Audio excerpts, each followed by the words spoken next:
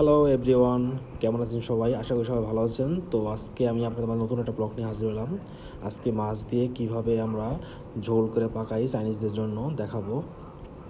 ফার্স্টে মাছগুলো কেটে নিয়েছি, তারপর বোনলেস করে নিয়েছি মাছগুলো সুন্দর করে আমি ম্যারিনেট করে নিয়েছি। এখানে অনেক ধরনের মশলা দিয়েছি, চিনি, লবণ, টেসিন সল্ট, কুকিং অয়েল, তারপরে আদা রসুনের পানি। এই দেখুন, এটা মরিচ, চাইনিজদের প্রিজার্ভ করা মরিচ, আর চাইনিজ কেবিজ প্রিজার্ভ করা। এগুলো আমি ছোটো ছোটো করে কেটে নিয়েছি। এখন আমি কড়াইয়ে তেল দিয়ে নেব। এখানে রসুন, আদা, মরিচ, শুকনো মরিচ, তারপর ওই মরিচগুলো আমি দিয়ে দেবো। ইগুলা চাইনিজ কেবিজ যেগুলো প্রিজার্ভ করা, এগুলো দিয়ে দিব। তারপরে মাছগুলো আমি ফ্রাই করে নিয়েছিলাম, মাছগুলো এখানে আমি দিয়ে দিয়েছি। ভালো করে নাড়াচাড়ার পরে তারপর আমি এখানে গরম পানি ঢেলে দেব পরিমাণ মতো। তারপর ভালো করে এগুলো বলক দিতে হবে সুন্দর করে, যেন মাছ থেকে যে রসগুলো বের হয় এমন সুন্দর একটা কালার আসবে। তারপর আমি বেনি স্পট চাইনিজ কেবিজ এগুলো নিয়ে নিয়েছি। এখন আমি এগুলো এই পানিতে দিয়ে দিব।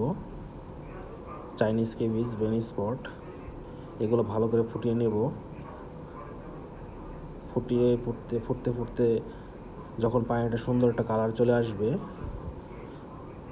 তখন এখানে আমি অনেকগুলো জিনিস দিয়েছি, চিনি, লবণ, টেস্টিং সল্ট যা দেওয়ার দিয়েছি। এখন আস্তে আস্তে আমি এগুলো সুন্দর করে একটা বাটিতে নিব, যে বোলটাতে আমি খাবার পরিবেশন করব। সবগুলো ওঠানোর পরে তারপর আমি যেই মাছটা ম্যারিনেট করে রেখেছিলাম, ওই মাছটা আমি আস্তে আস্তে এই গরম পানির ভিতরে ছাড়তে থাকবো। আমার ছাড়া শেষ হয়ে গেলে মাছটা আস্তে করে লাড়া দেবো, যেন নেচে না লেগে যায়।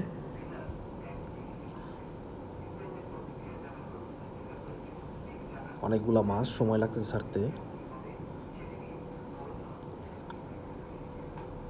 এখন আমি আস্তে করে লাড়া দিব। হ্যাঁ, লাড়া দেওয়া শেষ হলে দেখেন কি সুন্দর মাছগুলো উপর দিকে ভেসে যাচ্ছে। এটা একদম বোনলেস, এখানে কোনো কাটা নেই। কাটাগুলো আমরা ফ্রাই করে নিয়েছিলাম আগেই। তারপর আমি মাছগুলো আস্তে আস্তে তুলে ওই পাশে যে কেবিজগুলো রাখা আছে ওগুলোর উপর আস্তে আস্তে ঢালবো। সুন্দর করে সবগুলো তুলে আস্তে আস্তে ঢালতেছি।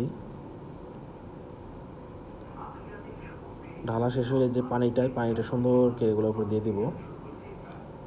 সম্পূর্ণ পানি ঢেলে দিয়েছি। তারপর আমি এখানে ছোটো ছোটো চপ করা পেঁয়াজ পাতা দিব উপরে। তারপরে এখানে আমি চাইনিজের একটা মশলা আছে, শুকনো মরিচ, তারপর এগুলা ব্লেন্ডার করা, আরও অনেক মশলা আছে, এগুলো দিয়ে দেবো উপরে। এখন আমি সুন্দর করে এটা বাগার দিতে হবে। শুকনো মরিচ, আদা রসুন দিয়ে তেল দিয়ে সুন্দর করে একটা বাগার দিব। ভালো করে ভাজা হয়ে গেলে তেলটা উপর সুন্দর করে দিয়ে দেবো। সাথে কিছু ধনেপাতা দিয়ে দিয়েছি। এটা চাইনিজদের খুব ফেভারিট একটা খাবার। দেখুন, লুকটা অনেক সুন্দর। ভালো লাগলে ভিডিওটা অবশ্যই লাইক, কমেন্ট দিয়ে পাশে থাকবেন, শেয়ার করবেন। Thank you so much.